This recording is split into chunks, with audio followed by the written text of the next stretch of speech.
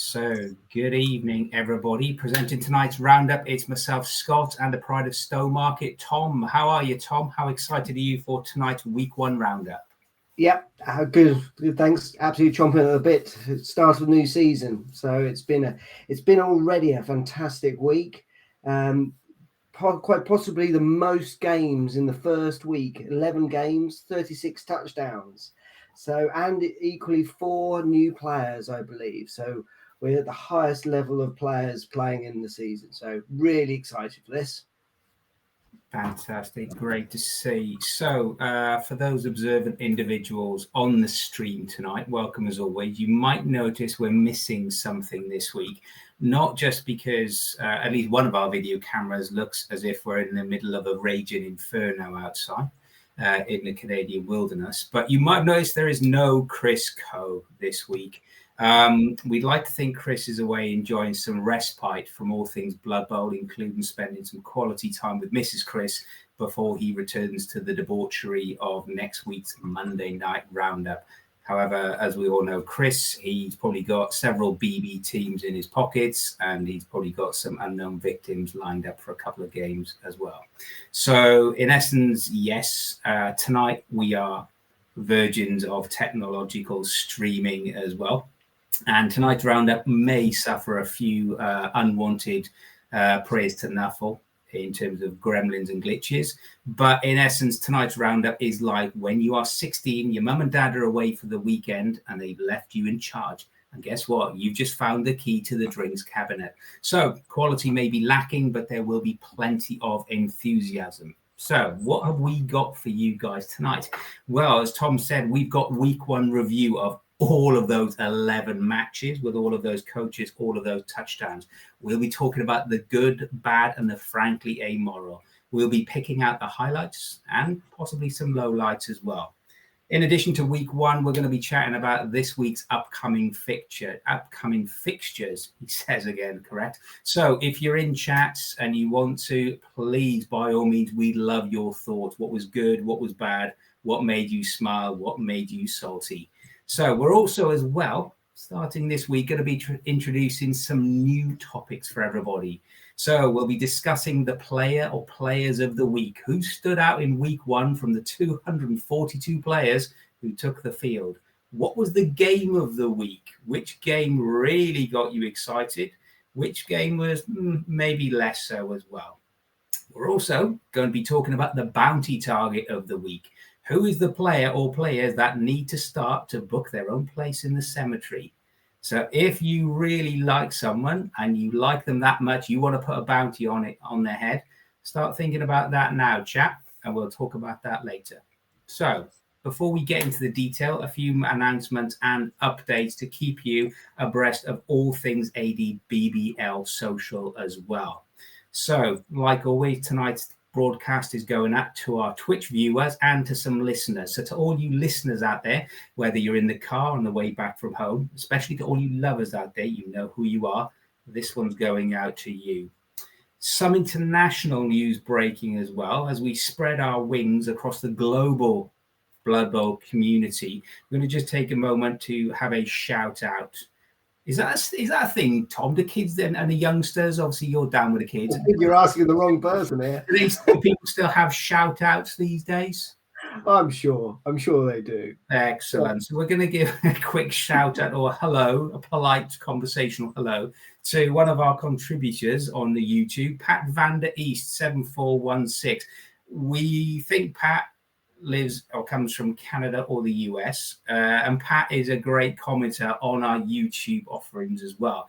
And one of the posts that Pat put up is, what is the over under on dead gnomes this season? Any thoughts straight off the bat there, Tom, in terms of gnome related action? Well, we've had no gnomes were harmed in the first week so far. So all 3 gnome teams have not yet played. I think they play this Wednesday, if I'm correct. Correct me if I'm wrong, as the first ones. But that doesn't look good. I think I had a sneak peek at them in a tournament prior to the season, and they were a bit squishy. What do you think? Well, what can I say? I think, hopefully, just going back to Pat's point, hopefully we'll have lots of dead gnomes this season with all, no intended disrespect to gnome players, but, they do feel very squishy, as you said. And our first gnome on gnome action next week is going to be on the 16th. So Honkington's Folly versus Dave and his Draystone Defenders. So if you really want to see, hopefully, some little fellas in hats being punched, that's the place to go to as well. Quick update on merchandise. That is work in progress. We were expecting to give you an update this week. However, we are experiencing a few supply chain quality issues. Unfortunately, the quality of the product is just too good. And it's just too good for what you've come to expect as part of the levels and standards of Monday Night ADBBL as well. So ready? Strap yourselves in, everybody. Grab your drink or whatever sustenance you've got to hand there, something to get you through the next 90 minutes or thereabouts. And we're going to start by this week's fixtures. So let's see if we can get this right as well. And hopefully we'll be able to go through all of our fixtures that we've currently got. Now I'm going to be calling out Tom just to check on the Twitch chat. Tom, do we have the tour play up and loaded? We've got tour play up. You've got the main screen on. Excellent. So there we are. So let's start with Jack against Leanne. Now, Tom, this is in your group. I'm going to hand this over to you. What's your thoughts on this week one match then? So two of the newest members of the Viking Dragons Blood Bowl League, and they weren't pulling any punches straight off the bat. There we go. Norse versus Amazons. The Northman, Jack, with his team going 3-0 straight up. It looked quite an intimidating match, to be honest. I don't know whether those injuries starting off with those Eagle Warrior Lion women on turn 4 and turn 6 were self-induced or not. But there seems to be a lot of injuries straight away, especially on the agility. So both teams suffering -1 agility on Lion Woman and Berserker, touchdowns galore, completions happening. So clearly, even though they're new to the league, they're firing on all cylinders. They're learning the game very quickly. Looks like a good match. Now, I did call Jack out. Not that I'm going to shout about this too much. I did call Jack out as one to watch. We know he's come from a, shall we say, a stable of fine-performing Blood Bowl coaches. Just breaking in chat, just so because this is real-time chat as well. Just got confirmation the Wildmere Wasps and the Draystone Defenders have a scheduled match for Sunday.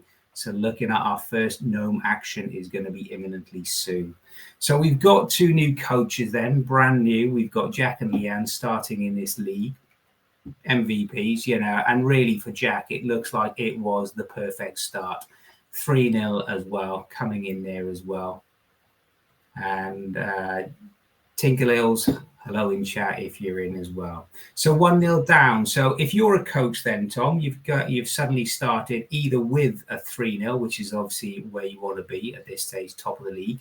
You've got your 6 points, you've got your 3 for your win, you've got your 5 points, your 3 for the win, your 1 for the touchdown, and your 1 for the zero conceding.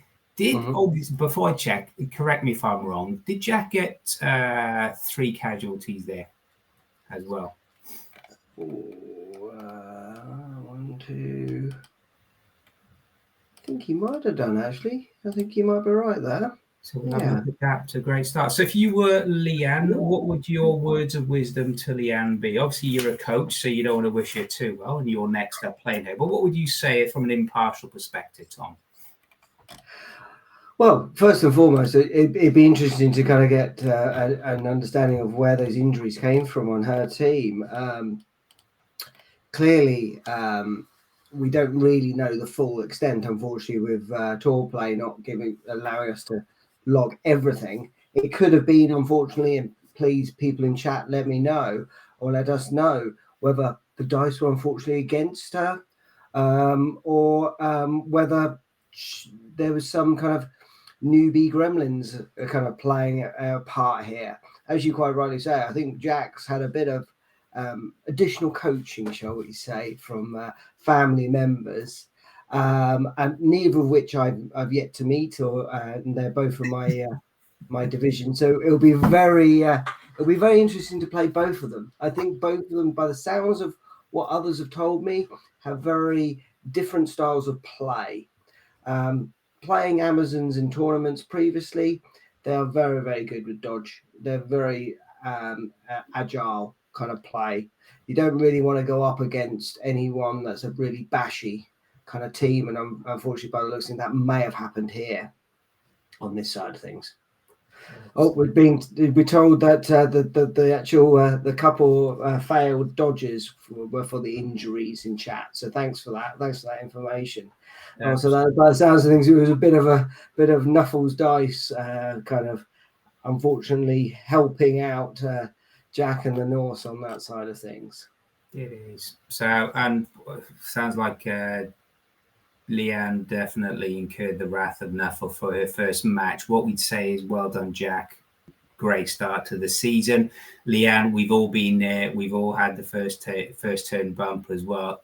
Keep going, keep that enthusiasm, and I'm sure your next match will be a fantastic. You'll be able to smash whoever you're playing in the next round with a lot of enjoyment as well.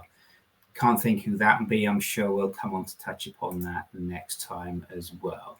So moving away then from Norse and from Amazons, takes on to our next match, and this was my group. So this was into popcorn as well. This was Tom against Simon, two very experienced coaches. Mixture, two brand new teams as well. Tom running after a great season last year and really showing people how to play vampires and how not to roll bloodlust. Tom here playing against Simon and his humans, which including one little halfling as well. So as you can see, pretty spread in terms of the SPPs, as you'd expect. Not too many casualties. If we look at it as well, it really started, quite solidly. And it was on that turn 8 that basically, from what I understand, and Tom can shout out in chat as well if he wants to, that when we look at this, there was an attempted throw, I believe, ready to score with the halfling. That didn't go to plan. The ball bounced. Amazons do almost as good as what Skaven and Elves do. It's a pickup, and it's down the other end of the pitch in the end zone before you can blink, and going into the half against the drive as well. It's a 1-0 for Tom as well. A couple of bad injuries. You can see that impact on the halfling hopeful, Icky Barry. Hopefully our best wishes go out to little Icky there as he gets ready for his next match. And then all of a sudden, obviously, Tom playing well then gets the second touchdown with his Piranha Warrior. I'm not going to even pronounce that, Tom, for you as well. And then we go into the humans. So Simon coming back, getting the completion with Sid Smith, getting a quick casualty as well, which stat busted one of the line women for the Amazons as well. So really coming back into it with his catcher as well. So first off, anything else you want to add to this one, Tom? For me, this is a very much too experienced coach. There's a lot of good winning, setting them up for the second team, and sort of almost feeling themselves out in terms of how they play and how they're going to play this. What are your thoughts on this one? Well, it seems to be another straight out of the gate stat bust kind of game. It seems these all, as we go through, you'll notice that there's a bit of a running theme of stat busting on teams very early on, which is a bit of I've got to do I keep that player? Do I get rid of that player and use up all the money that I made out of that game? It's a very difficult decision. But as you quite rightly mentioned, both of these coaches are very experienced. They both played exceptionally well in the previous league. So again, this is going to be a difficult one. I'm sorry to say for you in your division. I don't kind of ever want to swap divisions with you, I'm afraid to say. Well, I think it's going to set the league up as well. We'll come on to the next match in popcorn shortly as well. But again, Very early days, very interesting match again. And as you can see on the timescale, a lot of this happening right into the second half as well, when things start to get a bit more looser on the pitch and teams start to lose a few players. So great start for Tom there.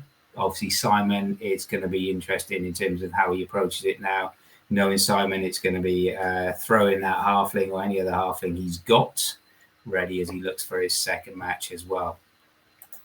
So let's continue then in terms of our number 2 down, 9 to go. This then takes us into what we called out as possibly a very interesting matchup. So this was Justin. Evening, Justin, if you're in the chat tonight as well. And evening, Jamie, with his dwarfs as well. So on this one, Justin did take the master chef as well to prevent Jamie using all of his re-rolls.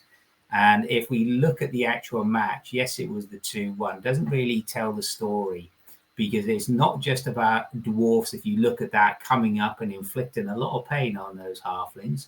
But in terms of how it all went, it did go 1-0 to the dwarfs, as you'd expect it. Sorry, it was 1-0 to the halfling. Then there was opportunities back and forth, as we can see, injuries as well, particularly with the Treeman stat busting. Again, another injury, -1 on his passing. Not that it really matters for the lineman at this point in time. Lots of inducements and really a great start from Justin when we look at this as well.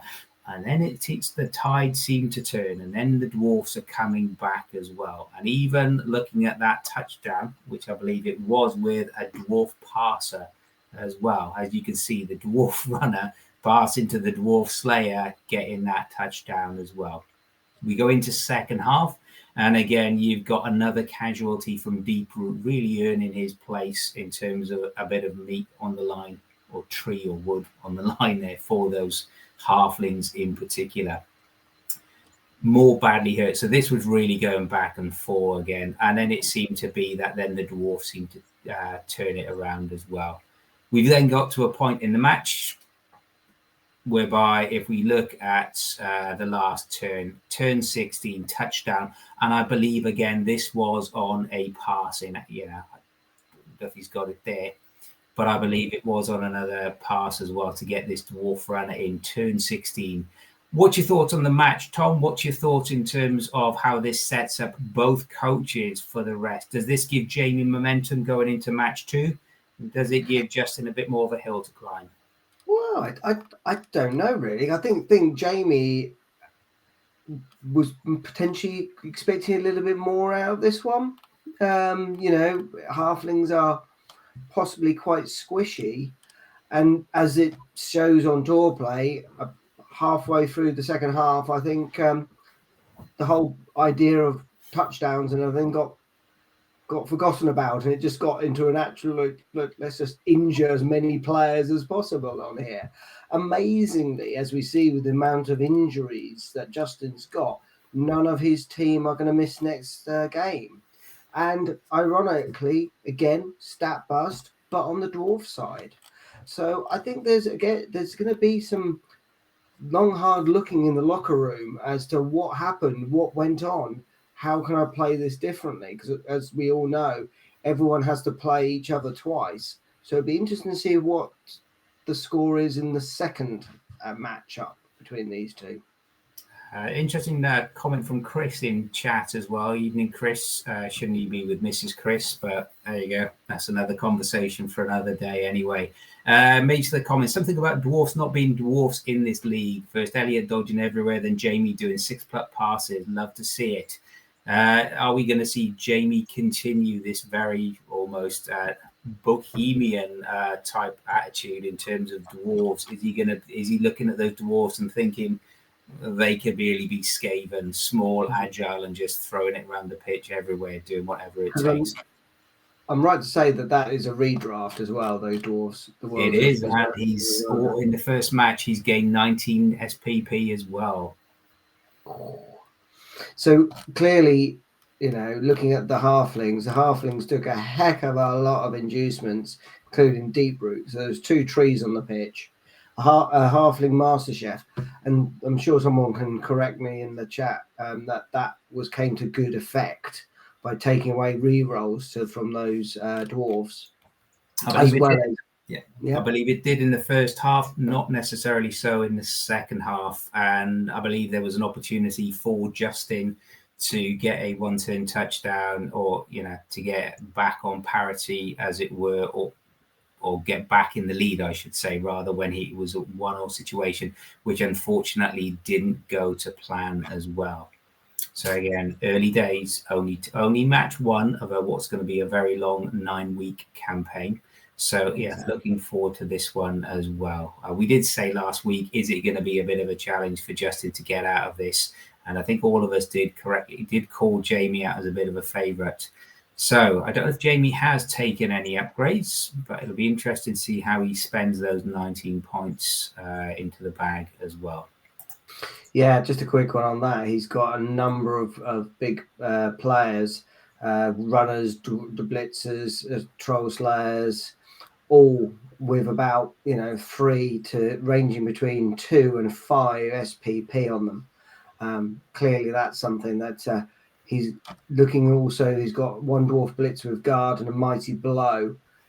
He's one of those guys who doesn't just randomize them, doesn't randomize those SPP. So it's something that he's holding on to for later. I think that's going to be a theme as we go through this evening's discussion, and over the course of the first 2 to 3 rounds. Do you hold on to your SPP? Do you build up to either improve your stats, or do you go for a specific skill to complement your individual players? Or do you just hit that randomize button and keep your fingers, toes, and everything else you can do crossed, and hope that tour player Nuffle are going to be very, very kind to you? What you're thinking this season, Tom, in terms of your humans? Are you going to be a coach there to gradually go down that development path, or are you just going to hit that randomize button as often as you can? No, I think for me personally, I'm going to try and play these humans on multiple seasons. So I like the idea. I've been too eager to just try the smorgasbord of teams and to try different things and different tactics. I think this time, going to play it safe, going to just build up that team gradually, not looking to potentially win or do much with it, but just hold that SPP on that side of things. Yourself? At the moment, I have resisted temptation. We'll come on to talk about, we'll look at it when we look at the good old pink elves shortly, but I am resisting so far. How long that resistance will hold out, I can't promise. But I haven't spent anything after turn 1, which I've never done before in my previous seasons and my previous Blood Bowl career. Okay, let's move on then. Let's go to our next match, and this is in Nesquik match day. This is looking at John and the Transfagration Terrors Vampires versus Robert and his Shambling Undead. So when we looked at this, one of the things that we talked about was Bloodlust. How was that going to impact John in this season? And it really seemed to impact him, particularly in that first half match as well. So a really great start in terms of, if you look at it, you had, first of all, a great start, from everybody, but we didn't get anything really until turn 7. Touchdown there from Magnus von Impaler. Good on Magnus. We've got an injury in terms of the Thrall linesman, and then we get a couple of casualties. So this really was a back and forth match between John and between Phil as well. We've got the casualties. We get then so we've got Phil coming back into it with his guys and his zombie linesman. However, then the vampires really seem to turn up the heat between turn 8 and turn 9, at the end and the beginning of the end of the first half, start of the second half. We've got a casualty from the Vargas. We've got then, the badly hurt linesman injured by the own player.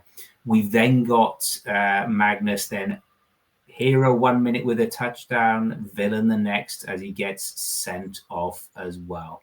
All of a sudden then, really, Robert comes into it. He's got the injury, yes, but then he's got casualty. He gets the fouls as well. And then all of a sudden, he's got the 2 touchdowns, turn 12 and turn 16 with the whites, with his blitzers kicking in there as well. So we all picked, I think a lot of us picked Robert in terms of doing well for this as well. Some good SPP to start his first match and a 2-1 victory as well. What's your take on this, Tom? Would you be, if you were John and you had that, you got, a 2-1 loss to start with, but you've got things to build on. How would you take that? Well, you say he's lost, but he's already just got a block on his thrower now, on Magnus von Impaler. Now, that's a good skill to have on a thrower, a strength 4 thrower, vampire. Equally, I'd be very interested, because one thing I forgot multiple times, and I know how John plays, and he thinks these things through a lot more than me, and is less impulsive than I am of trying to get through my turns. But hypnogaze, I think that's such an underrated skill that the vampires have here, that they could. It'd be interesting to know how much and how effective that was, or even kind of used within this game.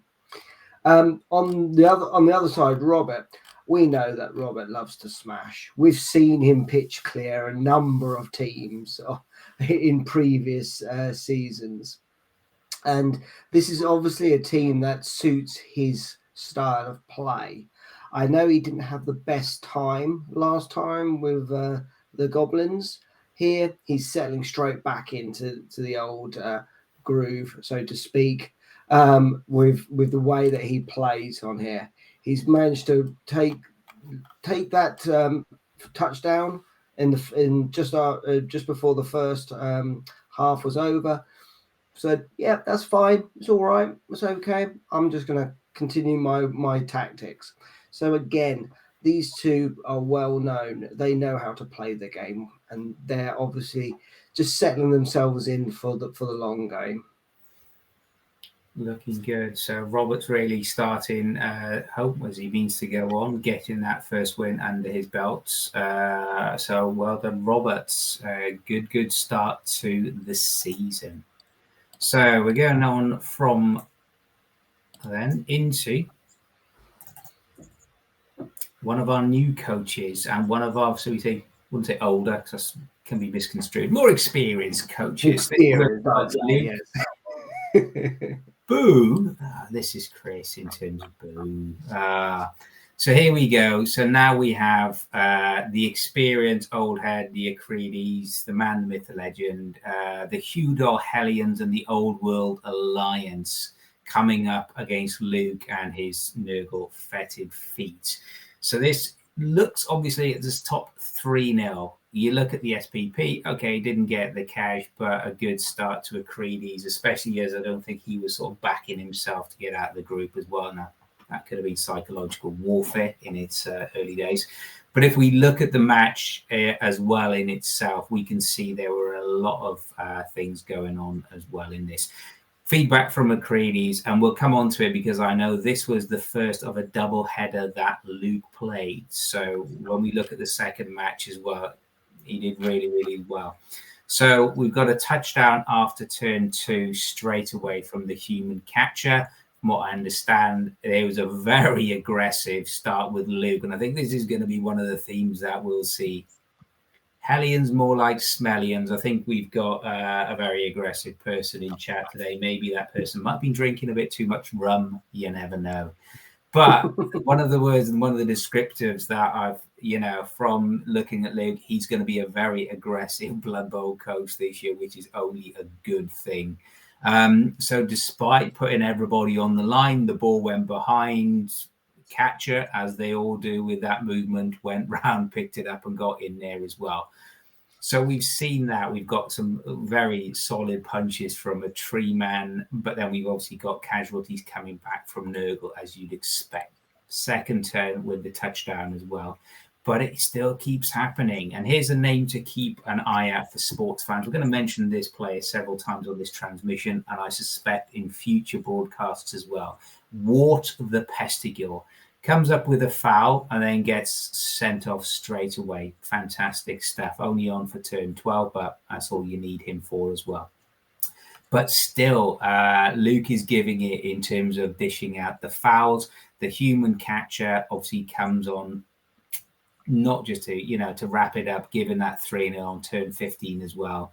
And even Florian Creme-Brulee in his finest as a little halfling hopeful throws in an extra foul to do it as well. So we spoke about this. We spoke about everybody thinking that despite his protestations of innocence, Acrides would be a very good coach. Again, he would be taking these Old World Alliance people onwards. Luke, not so. So, what do you think of this from a first turn perspective? In terms of Luke being very aggressive, Tom, is it something you would do as a coach, or do you sit back and commend him for being, brave and rolling these dice? And very similar to what we saw with Leanne, 2 new coaches rolling a lot of dice, playing this game without a lot of inhibition, really going for it. Well, no, absolutely. I think the best way to play it is to learn as you go along. And I think he played a fantastic, great game by the looks of things. Unfortunately, losing 3-0, but he's got a relatively bashy team there. And he's come away with a number of skilled up players now. The infamous, already, dare I say, infamous Wart has now got extra arms. So that makes them a little bit more handy at picking up balls. We've got a Rotter lineman with horns and another one with very long legs, both randomized ones. On the flip side, the Hellions kind of were very strategic, as we well know. Scott can be very strategic on these things. He's already put block on one of his human catchers, so he's got a blodge human catcher. And dare I say, fluked a randomize with kick on a human lineman there, which gives him a little bit more flexibility with when starting the game on that side of things. So I think it looked like it was a fun game. As you say, it's almost psychological. The footed feet are out there to do some damage. Dare I say, we might see them up at the top of the most dangerous kind of league on statistics on that side of things. So just to confirm, the fetid feet, as we have been, obviously there's a bit of niggle as well going on in chat, which is a wonderful thing to see. So Hellion College says Coach Acrides will not be drawn into childish chanting and degrading of our other team, especially when Owlbears, so this is the Agrifort Owlbears, the other Old World Alliance team, we're going to be looking at those guys shortly, are already as lower class as they can go. Wonderful to see all of this as well. But great shout out. Luke played awesomely well. I was lucky to stop him scoring twice. 3-0 is a bit unfair on him, but I'll take it. I think we all would as well. So we do have a bit of this in terms of niggle, which is a great way to start week 1. So we're going to go then from the first of the Old World Alliance and that 3-0. We're going to go into the Popcorn group. We saw earlier in this group that we had a 2-1 win for Tom and his Lustrians, good old Amazons. So this was the Atomic Cherry Bombs, yours truly, Pink Elves, lots of pink blossom on the pitches this year. Against Sam and his redrafted double yokes. Now, Sam, I was expecting to spend his SPP because he had some in the bag, but he is saving up to stat bust a skink as well. He has got rolling ones on the dodge, even Nuffle hates Pink Elves. Thank you, chat. Yes, absolutely. If that is you, young Sam, yes, he does indeed. So we played this match. I'll give you a bit of a very quick synopsis. Elves came back from the line of scrummage, as Elves and Skaven like to do. Nothing wrong with a bit of running away. We came back again. Turn 3, we went for it. We forced the hole, which all Elves love to force a good hole in the defense. Catcher went through, War Dancer went through, beautiful. And then the Poxy linesman went through a gap. 2-up dodge, rolled a 1, re-roll, rolled a 1. And after that, Sam played exceptionally well. He played solid, didn't make the mistakes. I actually didn't get an armor break, even on armor 8. skinks and chameleons. I didn't get an armor break until turn 12, which was slightly frustrating to say the least. And of course, despite it, broke Sam's cage 3 times in that second half. So yeah, it was challenging. So pleased to get it back to 1-1. And then right on turn 8, it was, as you can see, we got the touchdown from Hollandaise, the skink runner lineman. He did what Sam described as a Chris Coe, just go for it. So he went through, I got for a 3 dice blitz with a war dancer, and I rolled a stumble, a push, and a skull, which of course for Sam is that. Tom, unlucky elves in this game. Sam's lizards have found their stride and could be the menace to most teams this season. Very good coach, only get better. I fully agree with that one there. Thank you for that, Chris. So a very good. He just went for it and couldn't smash that skink runner into the pitch. So Sam did dodge, dodge, dodge, and he got it. So we went in turn 2. And as you can see, in terms of that second half, there was 1 casualty. So it looks like nothing actually happened, but it did. And this is where it came between movements. And there were opportunities on both sides, and the dice, and Nuffle was just enjoying it at 2-1. So it was cool there as well. But to our point earlier, Tom, no, I haven't spent those SP yet. Am I going to on that War Dancer? Yes, and when I do, I'm very much looking forward to that as well. And we're 6 games in, and they've all been 3 touchdown games. So they've all been fantastic end-to-end games by the looks of things.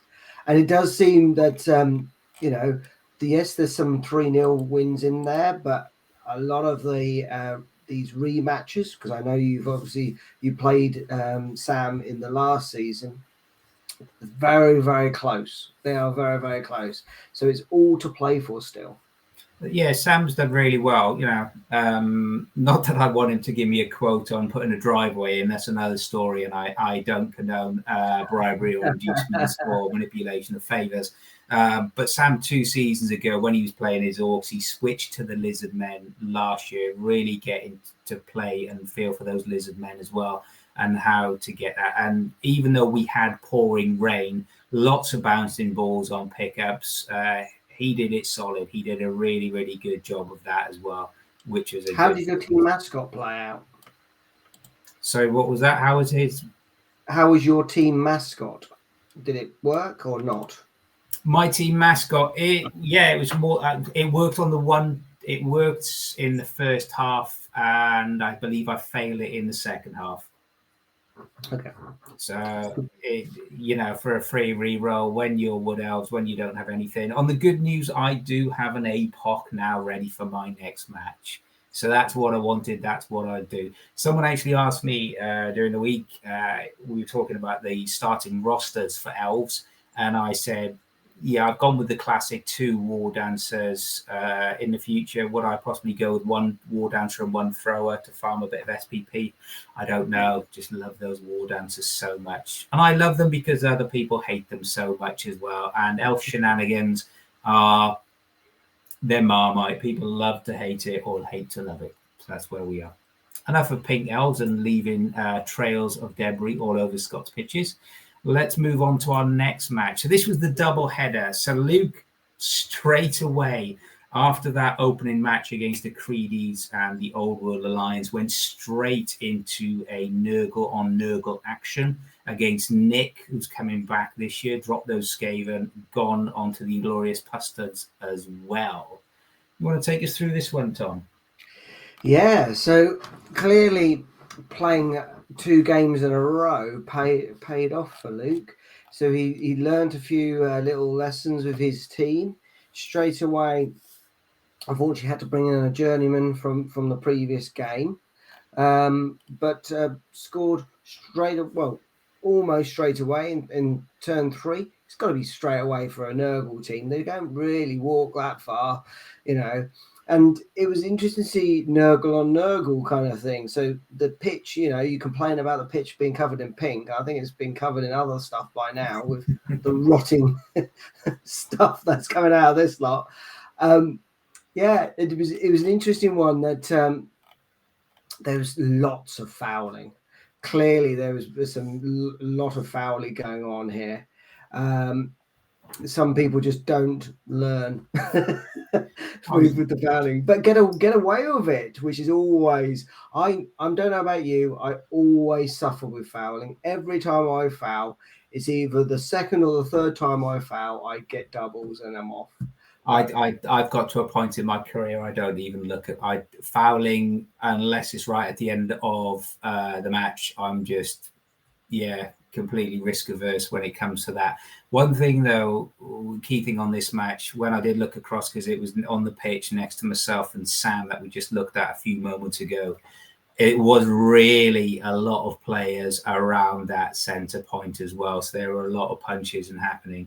And it's great to see Luke maintain that aggressive coaching, that aggressive attitude going forward and really just going for it. And it really paid off. So obviously a lot of fouls coming from Nick in terms of how he did it. It'd be interesting to see how Nick manages and does with his Pastards, plus of course his Blood Bowl team. Thank you very much. This season as well. As you said, it was going, a lot of casualties, a lot of fouls. No one really, ref didn't really spot it. But amongst all that flesh and other items, other substances, I'm surprised they saw anything. We then did get the badly hurt injury on Sprain. And then this is the guy keeping out for. This is one of the guys we're going to be talking about. We mentioned him in the last match, Wart the Pestigore, 2 touchdowns. So the question then for all the chat and everybody, when we talk about players of the week, is Wart the new nanny? Is this the pretender to the GOAT throne? What do you think? Do you think this possibly has it? Is this worthy of a possible bounty objective to be put on this particular GOAT? Something to think about there, everybody. But great win as a comeback, especially after that 3-0 win from Luke. I'm sure Nick will be back. We know Nick knows how to play a good game of Blood Bowl as well, and a very entertaining game of Blood Bowl. So looking forward to the next one as well. JD Clark says, close second, my witch elf might have a say. Haha, JD, we're going to come on to talk about you shortly, sir. And we're really going to give it the big hype that you deserve. But a couple of matches to go before we talk about this. I'm sure Chris is waiting. And we do have a prepared statement, so just to add the spice as well. So we're moving away from Nurgle on Nurgle. We're sticking with Nurgle, but we're also going then Nurgle on Khorne. So this is Phil coming back with his Gilded Knights. And then he's playing, who is Andy, who was obviously Think Mob last year. Now moving on to the Circus Phlegmtasia. If you haven't seen Andy's video on Discord, check it out. It is Blood Bowl as Blood Bowl should be done. It has everything, lovely models, a complete rip-off of a Hollywood soundtrack, and it has some of the best dad dancing and acting you will ever see this side of the River Deben. So shout out, Andy, before we start. What were your thoughts when you saw this? If you had to, what would be your initial impressions if someone said you go in Nurgle on Khorne? Well, looking at the stats, it was a complete spawn off with Bloodspawn taking out one of theirs, and then straight away the Rotspawn getting injured as well. So it was a bit of a crumbs. Okay, so Khorne, this is clearly one of Khorne's favourite haunting grounds with them, but it's very interesting. 3 Nurgle teams. And, I've always heard that they're very difficult teams to play, is Nurgle. But they seem to be doing well here. They seem to be starting the season strong. With I know it's only 1-0, but, a win's a win. It is indeed. Andy, when I did speak to him before the season started, he talked about Think Mob as well, but he said because he painted these guys up, he felt and he'd done such a great video, he felt an obligation to play them, and he did very well indeed. As you rightly said, Phil come out very aggressive, as you would expect with Khorne. really, lots of casualties coming through there. But as it always happens, if you don't get Nurgle, Nurgle can come back, and that's that slow grind. Or should I say slow sludge type, crawl type, slither, slime, etc.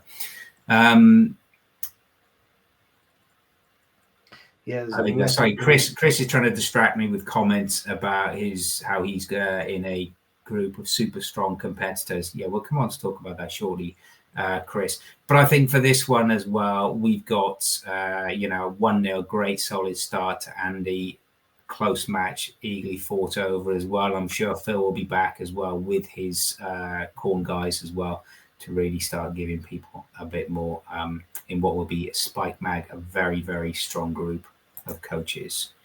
So going from there, right, now we're going to Mr. Hunt, Mr. Hovell, it's over to you. The Clueless Crusaders against the necromantic horror of the Wolverswampton Shamblers. So you playing Jane in your first match. This was your first match then playing humans, I believe, in competitive game. You decided not to go with the filthy, dirty bed sheets that you've been teasing everybody with during pre-season, Tom. What's your take? What's your thoughts on match one? Could it have gone any better for you? Well, straight away I went up against the necromantic horror, and all I have to say is, why won't they die? I was causing casualties left, right, and centre, but regen on them was just frustrating. It really was. And to add, kind of injury to myself, I actually got a bit kind of dice roll happy. And I thought, I know, I'll just do a 1 dice roll with my thrower against a lineman, and a zombie lineman. I thought, it's a both down. We'll take a both down. And subsequently, I got a -1 passing on my thrower. So clearly, they've been sacked. They've been dumped off. But this was a lot closer than the score reflects. It was never mine for the taking on this. Jane plays a fantastic game. They're a redrafted team, her necromantic horror. She's got flesh golems. She's got 1 werewolf. She's got 2 ghouls. So she knows how to play this team. They've all got stats on them, some really good new skills. Block on both the ghouls, sidestep on one of the ghouls. So this, again, this is a very, very good team.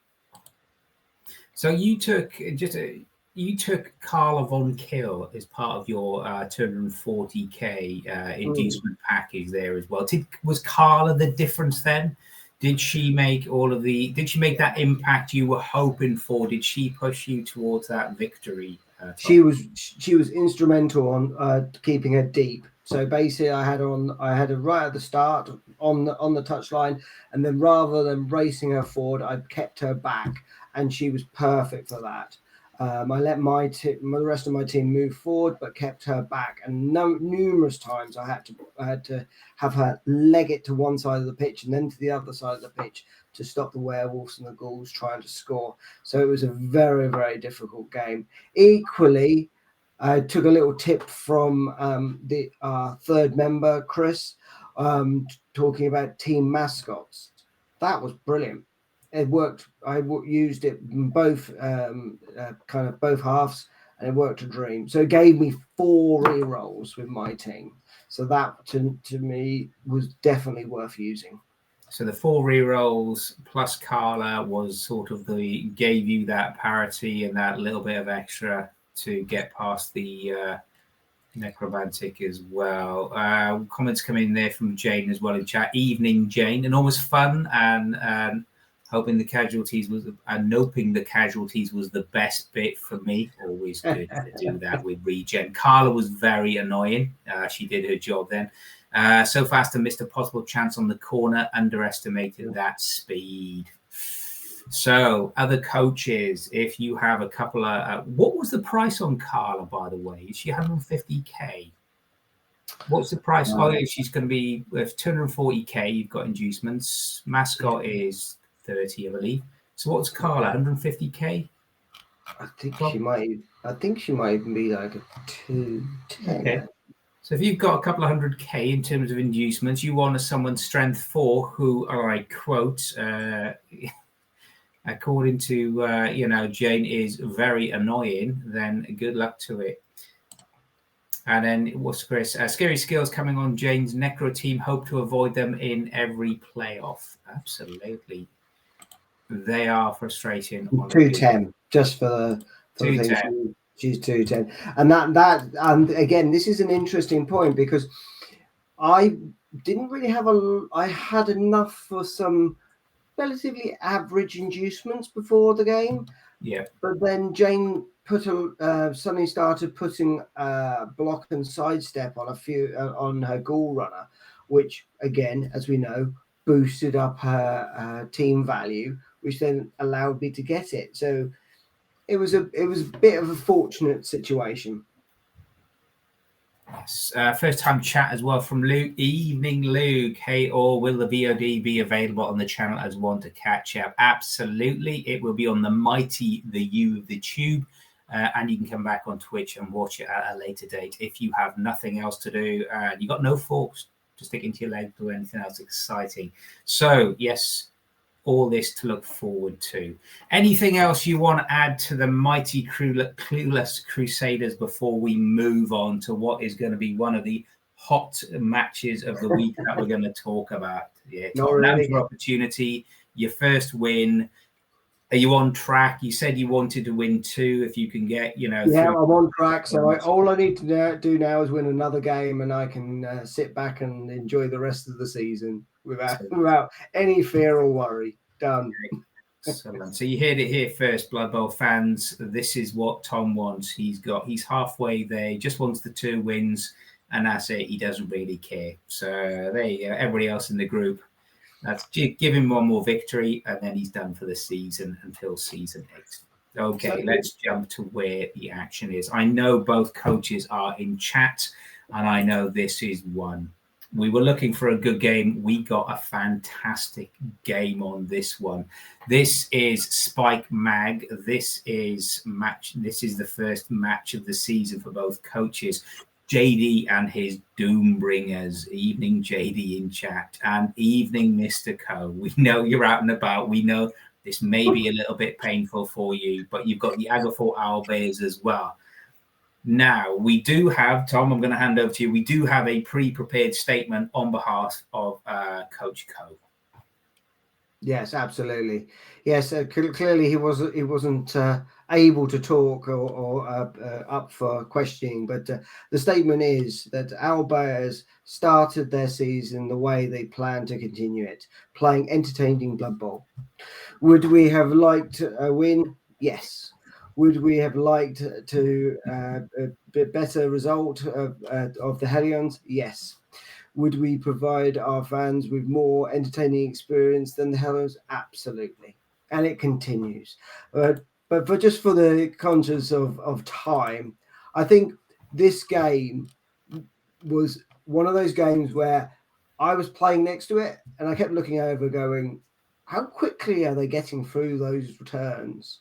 Because it was starting to get a bit ridiculous, Yes, the elves were very much taking advantage of some bad dice on the owlbears, but as we know, Chris is a fantastic sportsman and took it all in good faith, and with the ability that they had turn 3 touchdown.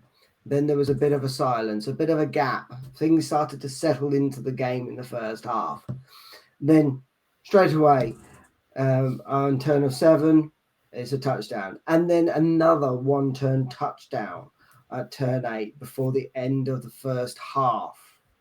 So you'd think, well, with 3-0 down, it's all over. But luckily, we know Chris better than that, and they came flying back with a halfling hopeful, literally flying through the air to score a touchdown to bring it back to 3-1.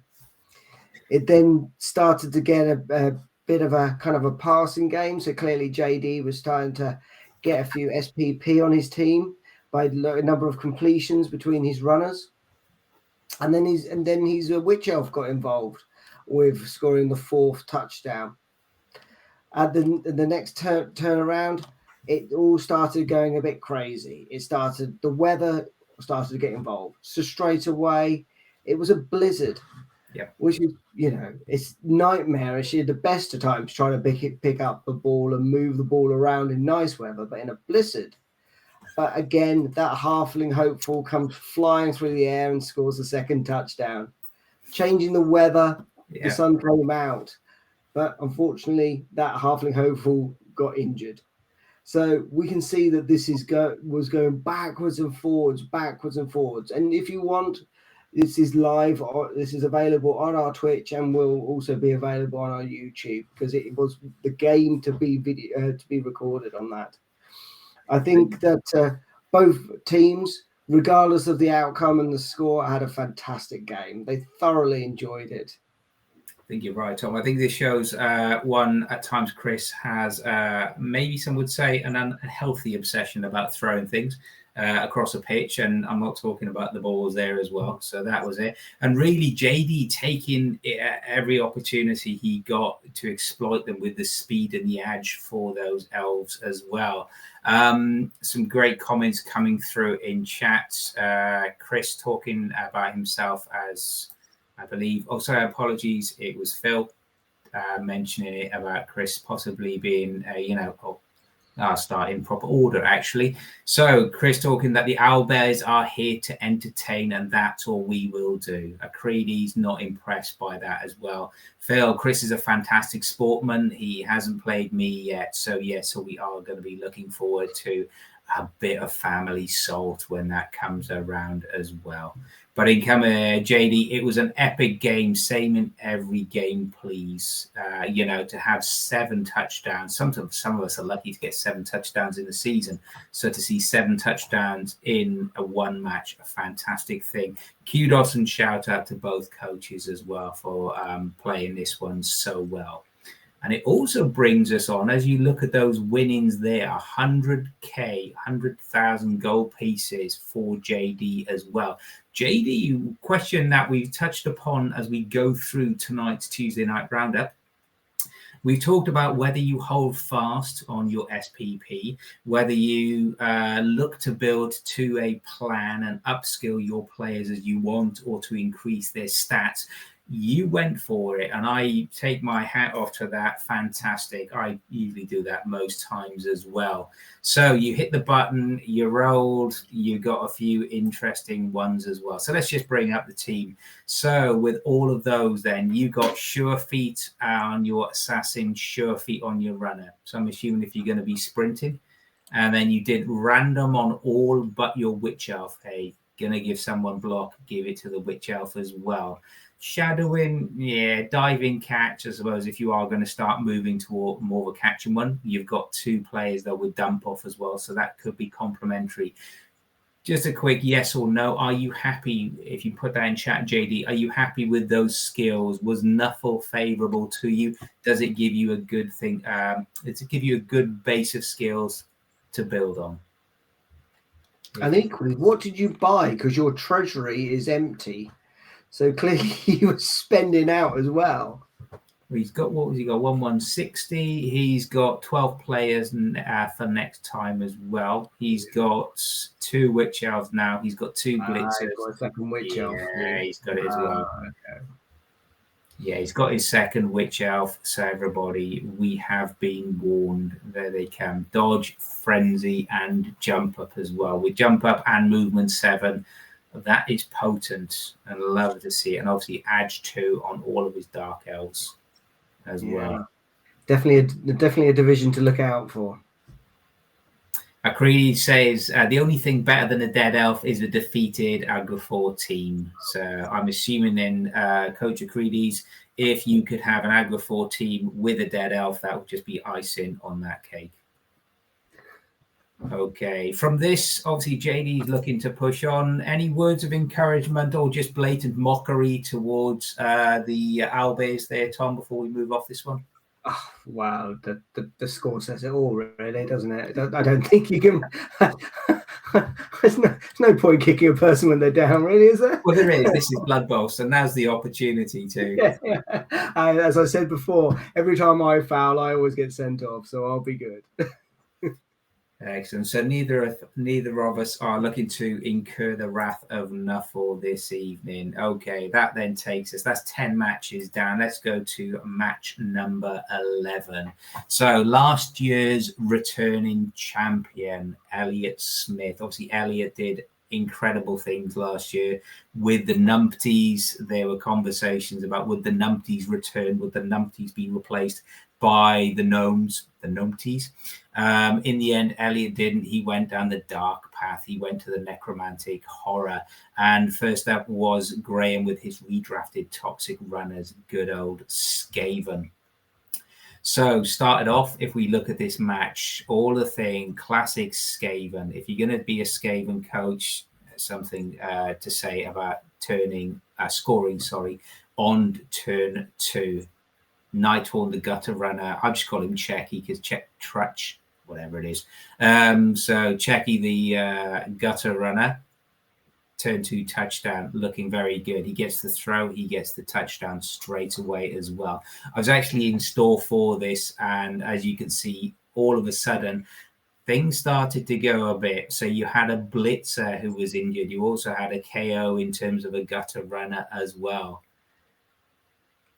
So as a result of that, you've got a situation where you've got a good start on the scoreboard, but as we know, Skaven can be quite fragile and very squishy. Celica comes back, the werewolf, with another touchdown for Elliot. And I saw this at 1-1 at half-time. And if I'm honest with you, Tom, I thought this is going to be a classic Elliot 2-1 grind. Getting that touchdown at the end of the first half, ready for the second half, when he was actually receiving the ball as well. So he gets the foul. He gets then, obviously, he's got another Skaven linesman sent off. And then all of a sudden, against the run of play, everybody's new favorite gutter runner pops up again. Checky Nighthorn turns up. It's a 2-1 touchdown. Looking at Discord, Graham did post in Discord that I believe this was a 2 dice uphill blitz and then into a scoring opportunity with this as well. So it's pure filth, and that's what we love about Skaven. But Elliot's not done at that. You might be scoring in turn 10, but Elliot's going to come back and look who it is popping up to score. The new werewolf fan of everybody from the Necromantic Horrors, Celica, going to pronounce that wrong all season. Apologies now, Elliot. Second touchdown of the match. Gutter runner as well, their injury, just to add to the piece. What was your thoughts on this one? We talked into it. Everybody's expecting, looking at, I did call Graham, put the mockers on him as a fellow Skaven coach. What were your thoughts on this one, Tom? Yeah, so this is an interesting one again, and this really is one of those ones where, I know I've played a couple of seasons now, but I still count myself as a newbie. It's really interesting to watch these coaches play. So they don't give up. They don't just go, oh, I'm down, or right, let's just play for fun or whatever. Let's just go and keep it up. And the other thing just to bear in mind here is that, as you say, that Celica or Cecilia or whatever, however you say that werewolf's name, it's got 12 SPP on it. Now, as we've mentioned, other people, including myself, have rushed to put skills on our players. But, Elliot is keeping his powder dry. He might not yet have his next game confirmed and booked in, so he's waiting, isn't he? He's playing that little game with his competition in his division on that side of things. Equally, with the toxic runners, they've got some fantastic players now. You mentioned there that that lovely gutter runner on the Sea Nighthorn. He's now got 2 heads. He's dodging on 1, for goodness sake. It's ridiculous. He's also got block in there as well. So again, these are some very dangerous teams that we are starting to see already in the first week of Blood Bowl. Elliot's in chat. Evening, Elliot. Elliot says he's got dwarves on Saturday, so that'll be good. How this necromantic horror team is going to fare against the dwarves, and obviously if someone's going to know how dwarves play, Elliot's going to be the guy to do that as well. Would you be happy either if you were either of these two coaches, Tom, starting his season with a 2-2 draw? Don't really know. They both got 60k out of it, so that's quite nice for the coffers. As I say, Elliot seems to have got the better of the SPP by farming it all into one player. But if he's not going to skill it up against the dwarfs, that is going to be a major target. Looks good. Elliot, if you're in chat and you want to let us in as an exclusive in terms of what are the plans for the necromantic horror, what is the plan for your new super person, Celica werewolf? Are you going to just save up and get that extra stat on him? What are your plans to do that? Is he going to be an Edge 2 werewolf or something completely different? Let us know. We'd love to share that. So, as you said, Tom, a great first match there from Graham, a great first match there from Elliot, two very, very good coaches. So that's the quick rundown of this week's fixtures. We're going to talk now about player of the week, the possible players that we've got and we've looked at for your entertainment this week. So we've got Vanrith the Witch Elf from the Doombringers. That's good old JD as well. 3 touchdowns. We've got Wart the Pestigore coming from Luke and his fetid feet.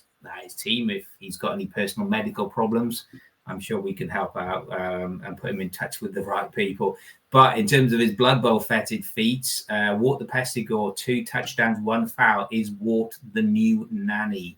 And then it comes on to the third player of the week, Celica Werewolf, 2 touchdowns, 1 casualty, and a 12 SPP. Elliot has just posted in post. He's looking for a stat increased. Based on the result, I will determine what I do with the team. So, looking very good indeed. Of those 3 then, Tom, I'll give you the honours this week.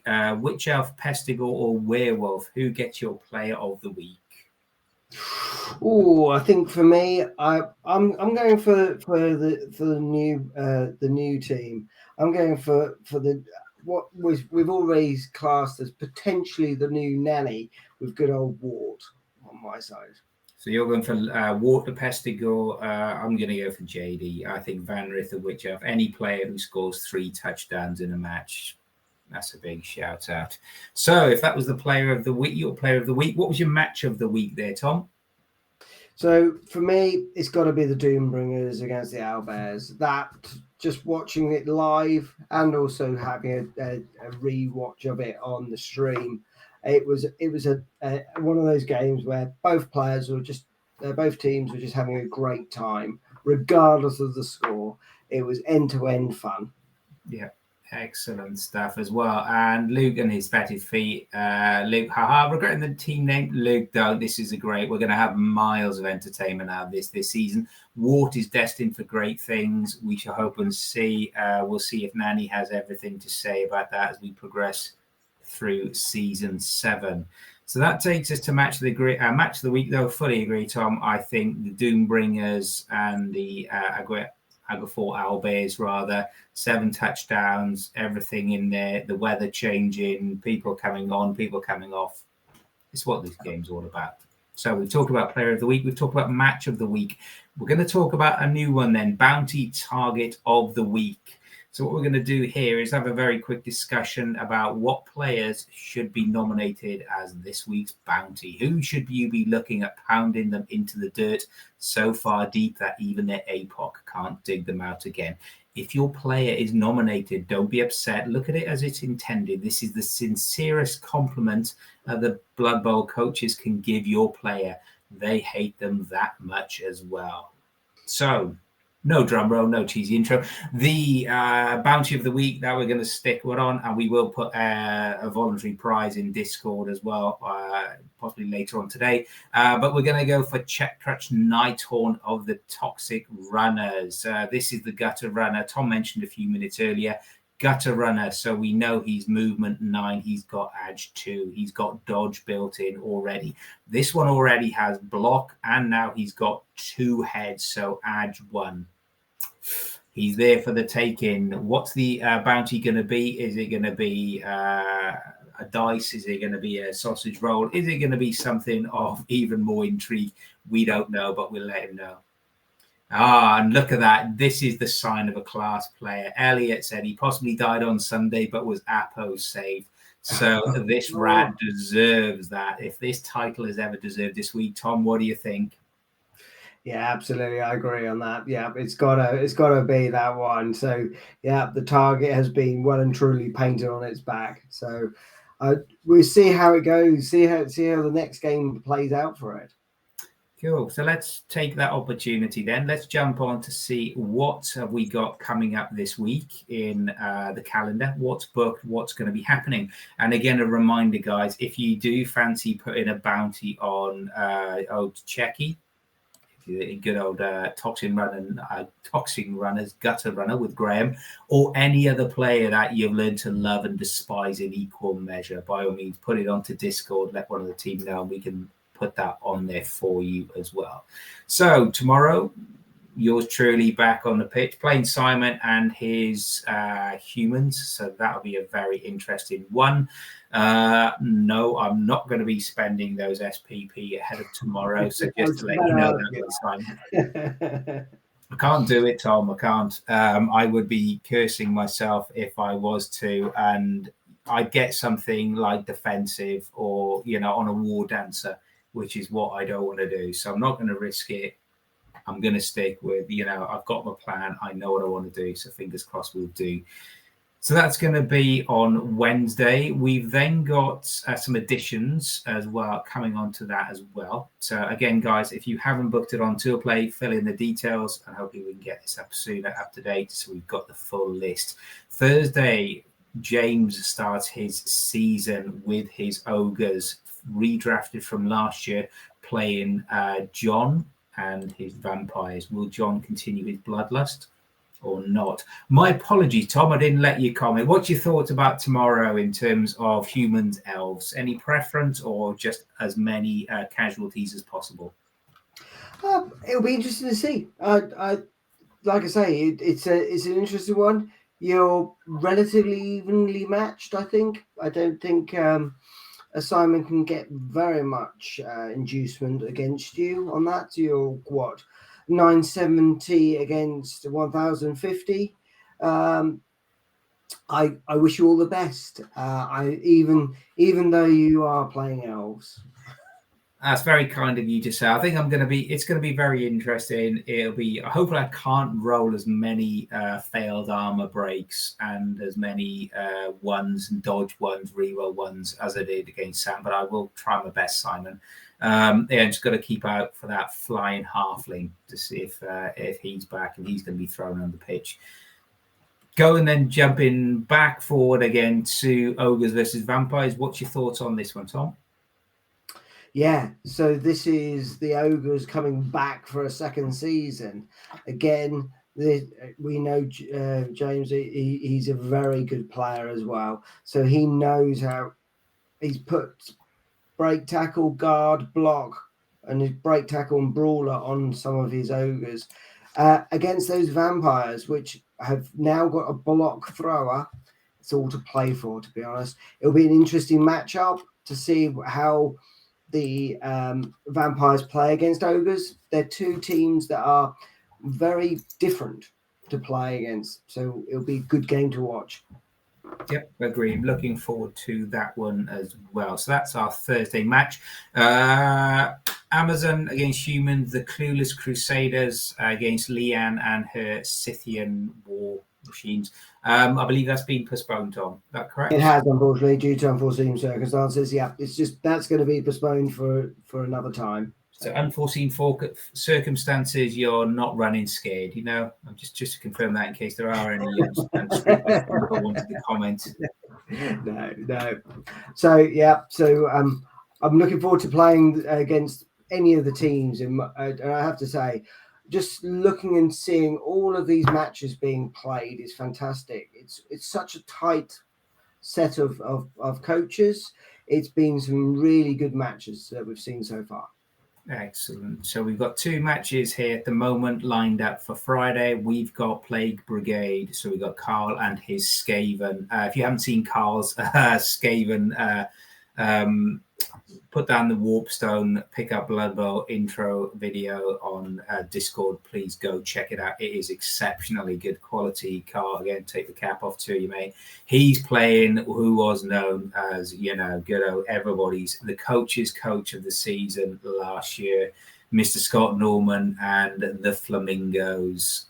Sorry, I don't have the acronym. I should know it off by hand as now, Scott, but I'll learn it one day.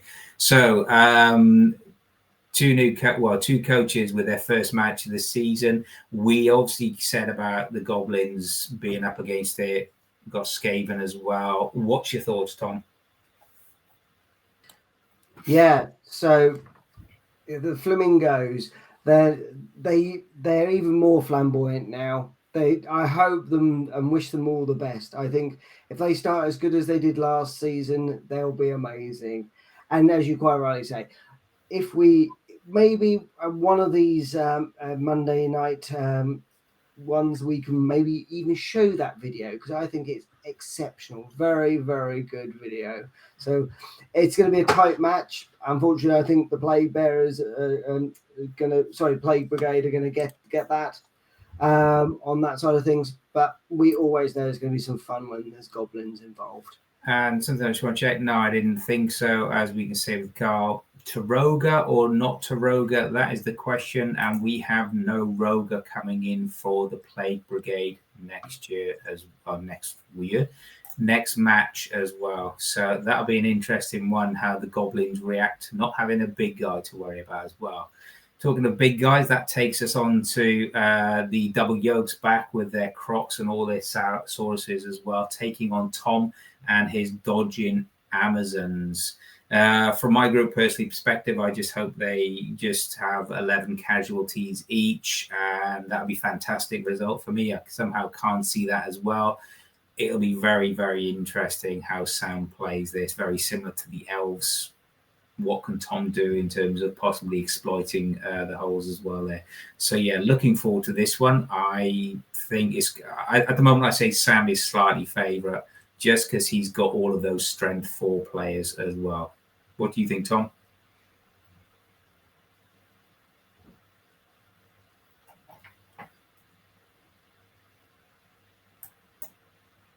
Is he there? Have we jumped off? Looks like Tom's fallen off the face of the world. Either that or I have. So we'll keep going. He's done a runner. Thank you, Phil. I thought it was me. Maybe it's the fact I look as if I'm in some smog-bound, dingy hole. But we'll progress just to finish. And hopefully Tom will come back fully fresh and revised. So just to finish off then, after Friday, we move on to Saturday. James playing his second match of the week, this time against Robert and his Shambling Undead. Robert coming on the back of that 2-1 win against John early this week. Should be a very good match indeed. See who James has left after his encounter with the vampires on Thursday. In addition to that, if it's not enough, we've also got those 2 extra games confirmed as well. So Elliot and his Necros are going to be playing the Dwarves, and we've also got our first Gnomes starting this week. So all some things to look for as well. So lots happening. Reminder, if you are booking a table, please remember to book them the right way. Either pop into store, either go through the official ADBBL messenger if you want to do that as well. Don't ping Scott on his private and don't email in case it gets missed as well. Okay, so remember to book your work with your opponent as well and the coach. So far, so good. Just let's maintain that standard of making sure we've got everybody sharing the tables out as we can as well. So there's lots there coming up this weekend. If you as a coach would like to appear on a Monday night roundup. Oh, he's back in the room. Welcome back. Was it something we said? Due to technical difficulty, sorry, it just suddenly dropped. Sorry. If it's something, we're all friends, you can share or show, as the case may be. So just saying to everybody on the chat, if you as a coach would like to appear on the Monday night roundup next week or any other week roundup, if there is a live match you'd like to see covered, please let us know and we'll all work to make that happen as well. Okay. That concludes this week's Monday Night Roundup. Big thanks to my co-conspirator for Tom. Chris may or may not be back next week, depending if his behavior improves this week, if he can get out of the chains, and he returns to us as well. Anything else before we go, Tom? No, just to say, fantastic, well played to everyone who's played this week, and looking forward to seeing so many more fantastic games. As you've just mentioned, please, if you've got any questions, if you want to get involved, want to join in the chat, both be it on Twitch or even come on, we're more than happy to have you. Looking forward to it. Lovely stuff. Thank you, everybody. This has been, should we say, the Children of the ADBBL Monday Night Roundup. Have a great rest of the week. Have some great Blood Bowl action as well. Speak to you later. Bye for now.